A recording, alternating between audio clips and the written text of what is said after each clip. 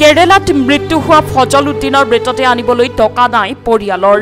নগাঁও জিলাৰ ঢিঙৰ সোণাৰীগাঁৱৰ ফজল উদ্দিনে 3টা সন্তান থৈ 4 মাহ পূৰ্বে কৰ্মসূত্ৰে গৈছিল বহিৰাজ্যলৈ। কেৰেলালৈ যোৱাই কাল হ'ল ফজল উদ্দিনৰ। হৃদক্ৰিয়া বন্ধ হৈ মৃত্যু হয় উদ্দিনৰ। ঘৰৰ একমাত্ৰ উপাৰ্জনকাৰী আছিল ফজল উদ্দিন। কেৰেলাৰ পৰা ফজল উদ্দিনৰ মৃতদেহ ঘৰত আনিবলৈ টকা পইচাৰ অভাৱ হৈছে এতিয়া পৰিয়ালৰ।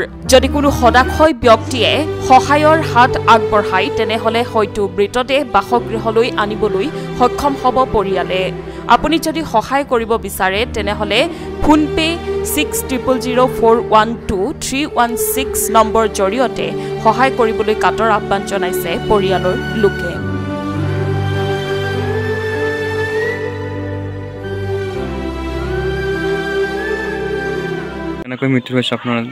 সি কেৰালাত কাম কৰিব গৈছিল। সি মোৰ ভাই তাতে কাম কৰি প্ৰেছাৰ ষ্ট্ৰক হ'ল। তাৰ পৰা আনিবলৈ আমাৰ এতিয়া দুখীয়া মানুহ, পইচা টইচা একো নাই। আপোনালোকে যদি সহায় কৰে তেনেহ'লে আমি মানুহটো আনিব পাৰিম। মানুহজনৰ নাম কি আছিল? ফজল উদ্দিন। ঘৰ সোণাৰীগাঁও। কৰ্মসূত্ৰে কেৰেলালৈ গৈছিল ন? কেৰেলালৈ গৈছিল কামলৈ। বয়স কিমান হ'ব? বয়স 45। বয়স কিমান হ'ব? 35 বছৰ। 35 বছৰ ন? ল'ৰা ছোৱালী কেইটা আছিলে? ল'ৰা ছোৱালী 3টা।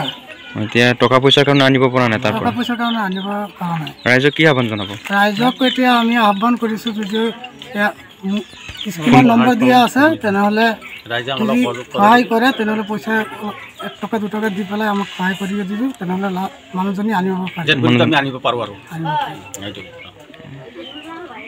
কেনেকৈ মৃত্যু হৈছে মানুহজনৰ? কেৰেলা কাম কৰিবৰ কাৰণে গৈছিল। হয়, তাৰ প্ৰেছাৰ ষ্ট্ৰক হৈছে। প্ৰেছাৰ ষ্ট্ৰক হৈ পেলাই এণ্টেকাল কৰিছে। এতিয়া আমাৰ লাষ্টটো আনিব লাগে।